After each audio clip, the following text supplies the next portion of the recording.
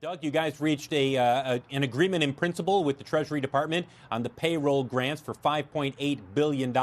How much will this tide you over, at least in the near term, to ensure that the payroll can be met, so to speak? Yeah, look, Phil, it's great news. It's great news for America. It's great news for our customers and our team. It's great news for the industry. We certainly, last time I talked to you, we were in the middle of negotiating this, and it went through some tough times in getting through it, but we're really just elated to have that behind us.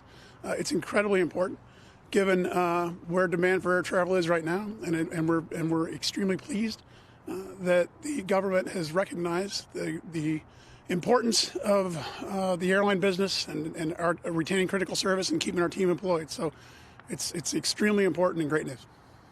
Doug, you've already said that you plan to apply for a loan from the Treasury Department in the other $25 billion bucket that's been set aside for the airline industry. Beyond that, do you expect to have to borrow more in the months ahead from the private market in order to continue to fund the operations the way you want to have them funded? That's unclear, Phil. I mean, it depends so much on how demand recovers, when demand recovers, and how quickly. What I know is this. We, as an industry, asked the federal government for $50 billion of assistance, and that's what we got, $50 billion of assistance. That's what we all believe we need to ensure that we can ride through this. And, it's clearly you can come up with more dire circumstances than where it stays like this for an extended period of time. But from our own projections, that it stays like this certainly through the second quarter, a very gradual recovery through the third and fourth quarters. This will be more than sufficient. Which gets to my next question. Yesterday, the TSA screened a record low number of people at airports in the United States, just over 87,000. Do you believe that we are close to a bottom here? And more importantly, at how far out will it be for you guys to say, okay, we're starting to see bookings increase? We know we're not going to see a V, but we're starting to see an increase. Is it usually 6 weeks out, 8 weeks out? When do you sense that you will start to get some sense of, okay, people are starting to fly again? Yeah, a question we all want to know the answer to, and I don't know that anyone really does know. As to your question, are we at the bottom? It certainly feels like we're at the bottom. Our revenues are down 90% on year-over-year basis, and they've been that way now for a few weeks. So the real question is, how long do you stay at the bottom, and when do we begin to recover? I don't think I know that any better than anyone else. It's not that depends on when our country starts moving again. It depends on when people feel comfortable. It depends on when Disneyland opens and shelter-in-place restrictions are lifted and corporate restrictions on travel are lifted. So we don't know. What I know is now we're prepared for whatever kind of recovery it takes, which is extremely important. I will say that just in the last week, we've started to see bookings outside of 90 days start to tick up a little bit. That, again, those can be changed in the future. If that doesn't seem to be the case, but that seems to be a little bit of an indication that maybe our country's ready to get moving again. We have our sales team tells me we're being asked to work on conventions in the fourth quarter. That certainly isn't going on in the second and third quarter. So there are indications that the world is ready to start traveling again, but they're very preliminary, and it's certainly not happening today. But we're prepared for whenever people are ready to start traveling again. Our team's going to be in place and ready to take care of them, which is what really is really important news about this act. It ensures that our team will be here, ready to take care of the flying public when they're ready to return. Doug, Morgan Brennan here. It's interesting to hear you say that, especially since we had the CEO of Carnival on CNBC yesterday, and one of the things he said is they're starting to see bookings activity in 2021 begin to return. But in the meantime, in the near term, given the fact that there still is so much uncertainty about what this recovery actually looks like and when it truly takes hold, in terms of some of the other levers that you're able to pull with your business, we had more 737 MAX order cancellations reported by Boeing yesterday. Are you scrapping purchases, be it that aircraft or others, in the meantime? No, Morgan, what we're doing instead is retiring older aircraft sooner than we would have. We have while we have the youngest fleet of the major airlines, we still do have some airplanes that we were planning on retiring over the course of the next year and a half, some 757s, some 767s. We're going to accelerate that process. So we will come out of this with a smaller fleet than we entered and smaller than we expected to be flying through the second and third quarters. But at this point, the new airplanes that are scheduled to come, we want. They're great aircraft. They'll replace some of those airplanes that are leaving, and we don't have any intention of working with the manufacturers to defer or cancel any of those orders. Hey, Doug, it's Dominic Chu. I'm actually in studio right now, so I'm one of the handful of Americans that's out there getting some semblance of normalcy back to their lives. It means I have to commute to work. I have to actually fill up my gas tank. I'm paying a lot less for it these days. Oil prices are down precipitously over the course of the past several months right now. How does it make you feel as an airline executive knowing that one of your prime costs is as low as it is right now and that you are not able to take advantage of it? And how exactly do you plan for those fuel costs going forward as well? Oh, yeah. Look, it certainly ameliorates the problem, but not in a very significant way when we don't have 90% of our revenues, and as a result, we're flying only about 20% of our schedule. So, but looking forward, we look to the forward curve, and we look to demand for oil. And what I do believe is if this is a very slow rebound, you'll see a very slow. You'll see oil prices not increase at a very significant level. I think that'll help. But that's not the real issue for us. The real issue is revenues and a return of revenues. But oil prices at these levels certainly do help mitigate the problem a little bit.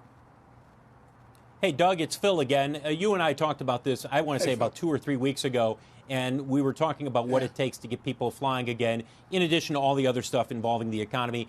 It really, you said it, comes down to making people comfortable, to get back on the flight. And you're doing things like spacing people apart on aircraft, leaving the middle seat open as much as possible. Do you expect other steps to be taken, not only by you guys, but by the industry, in terms of, hey, do we hand out masks at the gate for people who want to wear a mask? What other steps do you sense may be needed as we work through this period of social distancing, yet getting back to our normal lives?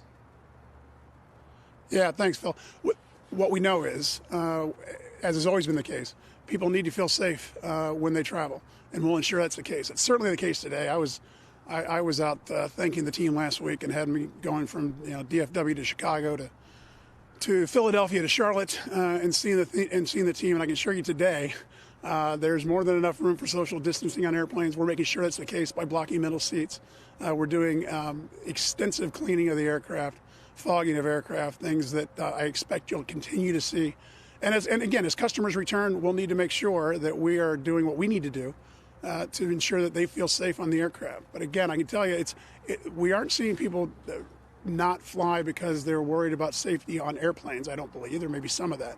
But the reason people aren't flying is because they're not leaving their homes, and because corporations aren't having people come into work. Once those things happen, that's when demand will recover. We'll make certain when demand recovers that our customers feel safe. But Doug, to that point, it's Carl, by the way. When they do leave their homes and they are ready to fly, will there be some kind of structural change in seat configuration, in pitch? Will we be looking at partitions? And have you done any modeling as to what break-even load factors look like in the future? If you're going to put fewer people on the plane, what happens to the cost of a ticket? Yeah, Carl, again, questions we can't answer just yet. What I know is today, again, there's more than enough space on the aircraft. We are today blocking middle seats. As demand recovers, we'll all be forced to deal with those issues. I don't think anyone's looking to take seats off of aircraft at this point, but that may be the case. But for right now, we're doing social distancing on the aircraft, making sure the aircraft, extensive cleaning. Those things I know will continue for the foreseeable future. As demand actually rebounds to a point that becomes harder to do, we'll have to figure out what we all do in regard to customer demand. But what I know is we fully recognize that customers need to feel safe when they travel. That's always been the case, and we'll always make certain that is how customers feel. Yeah, Doug, there's reports that are emerging that U.S. airlines are now asking the FAA for permission to fly cargo in the main deck where passengers would normally sit, including maybe the option to remove some of those seats. Is this something American is looking to do, at least in the near term? And how would that help offset some of the costs associated with the plunge we have seen in passenger traffic? I mean, air cargo is actually an area where we're seeing some shortages on an international basis right now. Yeah, and we're being asked to do some of that, and we're doing it as much as we can. It's again one of these things that's helping to mitigate modestly the huge drop-off in passenger demand. So we have a lot of wide-body aircraft that are not being flown internationally, of course. So we're using those to both, through the State Department, help get Americans back to the United States, but also to move some cargo, really important cargo, by the way, medical supplies, PPE, other things that we're being asked to transport. So it would help in some cases if we could remove seats and have cargo travel, also not just in the belly but in the passenger cabin. So we're waiting for FAA approval on that. Again, hopefully we can do that because I think it would help us help others. Hey, Doug, this is Phil again. Which are you expecting to come back sooner, if you will, or do you think that happens at the same time? The leisure travel or the corporate travel? And which, I know you're concerned about all of your business, but are you more concerned about one or the other at this point? Yeah, Phil, I don't know. I think they come back. I think they come back at about the same time. This isn't. Again, the corporate travel will come back when corporations decide that they need their team out on the road again. That certainly isn't going on today. So that will come back. There's absolutely pent up demand for that type of travel. So I know when that'll come back. The leisure traveler will come back when they feel comfortable traveling. And again, I don't think it's so much about being on airplanes. It's about having somewhere to go. The leisure travel is going to come back when hotels are open, when there are things to see, when you can go out to restaurants. So none of it's going to come back until we get further through this crisis and people feel more safe being around others or just even traveling. We're prepared for that. Our team's in place for it. We're going to be here when people are ready to travel. I couldn't be more proud of the team. They're out flying today. They're heroes in this. They're taking care of the customers that need to fly, medical professionals who are getting to people that need care, people that need to get home or want to get to a place that's safe, carrying precious cargo around. They're real heroes here, and I'm just so excited that we're going to be able to keep them all employed through a period that we wouldn't be able to do so if our government had not acted here. Hey, Doug, it's Dominic again. We know so much. You're not the only CEO out there who has little clarity about what's going to happen in the future in the coming months here. I'm kind of curious, though, as a CEO of a massive airline operation, what parts of your business do you feel that you do have a good handle on outside of the employment picture now that the government aid has come through? Where do you think that American is best positioned, and where do you think that it can execute well, given the fact that 90% of your business is down year over year? Yeah, look, first and foremost, we needed liquidity to get through this. And that was the biggest uncertainty facing us and all airlines. That now has been resolved. So we feel very good about this. We definitely are looking at, as we go through this, ways that we can come out even stronger, figuring out how we can be more efficient as we come out. We're obviously eliminating a tremendous number of expenses at this point in time, and we'll be very careful about what gets added back. We are indeed retiring aircraft sooner than we would have retired them otherwise.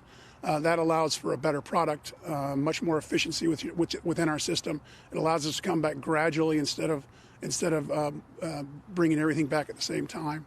So there are a number of areas, and we're moving our attention to that point to when we come back, that we want to come back even stronger and in an even stronger competitive position than we were before. But we needed to make sure we could actually get through this, and now I know that we can. Doug, they say that beggars can't be choosers, but restrictions on buybacks, dividends, executive comp, the government warrants, do you see those as limiting your flexibility operationally, financially in the year to come? They're conditions we were happy to accept. If you find yourself in need of government assistance, I think it's fair to say that until you've paid off the loans, for example, if you choose to take loans, that you don't have stock buybacks, you don't do dividends, that the money doesn't flow to your executives, so that you have restrictions on executive compensation. We're going to figure out ways around those, but those are absolutely fair things that we were asked to do, and we're certainly not complaining about them. Hey, Doug, it's Phil. One last question from us, and then I know we've got to let you go. And this has to do with the fact that you're going to be applying for more loans from the Treasury Department. You're going to put in that application later this week, I think, for a little over $4 billion. Do you expect any unusual terms, or is there any curveballs that you expect? Because during the grants, you guys were not expecting that 30% would be have to be repaid to the Treasury Department. What's your sense in terms of what the terms will be from Treasury on those loans? Yeah, look, first let me say that while we were in negotiations with the Treasury Department and what we thought was most fair, I think they've been exceptionally fair on this. They're working day and night to try and get this country moving again and making sure that it has the liquidity it needs, not just for airlines, but for the entire country. They've been more than reasonable, including the 30%. To the extent they do want 30% of the grants repaid, it's repaid through low-interest loans unsecured low-interest loans over a long period of time. We appreciate that. They also were careful to make sure, as we've been going through this process for the payroll support payments, to give us guidance, at least indications, as to how the loan process will work, which has been very helpful. So based upon what we've been told so far, what we believe the case will be, they've done all the work they need to do. Frankly, our application is not going to require much more information whatsoever. They have what they need to do the analysis they need to do on the loans. So I feel quite good. We still have work to do, but I feel quite good that they'll be reasonable in this case too. Loans again that'll be at rates that are probably higher than we paid before the crisis, but much lower than we could do in today's market. Just to get to make sure that the taxpayers are being paid, but also that we have the liquidity we need to take care of our customers and take care of our team.